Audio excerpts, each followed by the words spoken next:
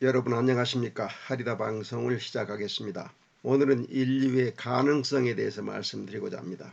인류는 어느 정도 멋진 사회를 만들 수 있을까? 라는 의문에 대해서 얘기해 보고자 하는 것입니다. 인류가 살면서 계속 발전해 오고 있다고 하지만 그렇지 않은 경우도 많이 있는 것 같습니다. 요즘 도시 생활을 생각해 보면 과거 사람들이 상상도 못할 정도로 쉽고 빠르고 편리한 것들이 많이 있죠. 과학의 발전이 우리 삶을 획기적으로 개선해 놓은 덕을 우리 모두 누리고 있습니다. 물질 문명은처럼 놀랍게 발전한 것이 틀림없지만 지혜의 분야를 보면 오히려 퇴보한 부분도 없지 않습니다. 지식은 기하급수적으로 늘었지만 지혜는 오히려 줄었다고 해도 과언이 아닐 것입니다.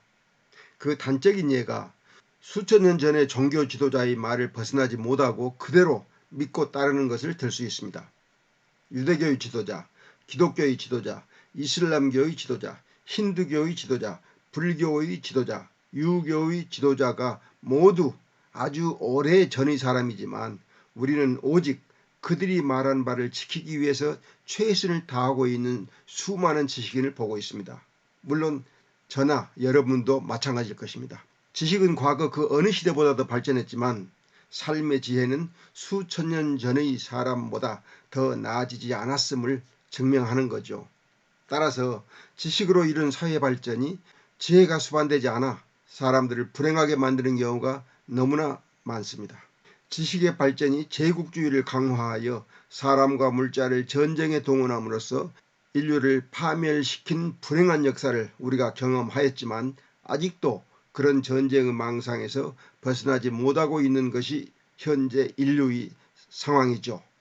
사회 내부를 들여다보아도 국가의 경제가 발전하는 것과 사람들이 자유롭고 행복하게 사는 것이 비례하지 않음을 알 수 있습니다. 한국이 경제적으로 선진국이 되었지만 출산율이 세계 최악인 것은 아무리 경제가 발전하고 물질이 풍부해져도 사람들이 생육하고 번성할 환경을 만들지 못했음을 알 수 있는 것입니다. 물론 한국뿐만이 아니고 중국 같은 나라는 더하지요. 경제는 발전했지만 오히려 인권 탄압이 강화되는 것을 우리가 보고 있습니다. 물론 아무리 엉망인 사회에서도 부유하고 행복하게 사는 사람이 있지만 그런 사람 몇몇을 위해서 수많은 사람이 희생하고 착취를 당하며 살고 있습니다. 이렇게 보면 한 인간이 행복하게 살아가는 데는 참으로 많은 요소가 관여하고 있음을 알 수 있습니다. 한 인간이 해결할 수 없고 때로는 한 사회나 국가도 해결할 수 없는 난제들이 있는 것입니다. 그런데 이런 모든 일을 해결하고 인류가 유토피아를 만들 수 있을까요? 그럴 만큼 인류가 지혜로워질 때가 올까요? 분명한 것은 영원히 그런 일은 일어나지 않을 것이라는 겁니다. 다시 말하면 인류는 결코 유토피아를 건설하지 못한다는 말입니다. 왜냐하면 사람들이 각자 처한 환경과 조건이 다르고 바라는 바가 같지 않고 사람의 욕망이 결코 충족되는 경우가 없기 때문입니다. 일단 하나의 욕구가 충족되면 또 다른 욕구가 생기는 것이 인간입니다. 따라서 우리가 어떤 사회를 만들어 그것을 이상향이라고 생각한다면 인류는 거기에 만족하지 않고 또 다른 욕망을 만들어낼 것입니다.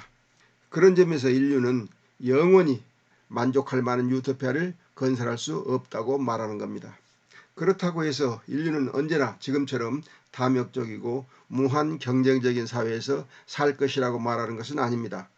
상대적으로 보면 지구상의 많은 나라에서 과거 인류가 생각하지 못했을 정도의 평화와 번영을 누리는 나라들이 있습니다. 또 인간애를 발휘하면서 서로 배려하고 존중하며 사는 나라들도 있습니다.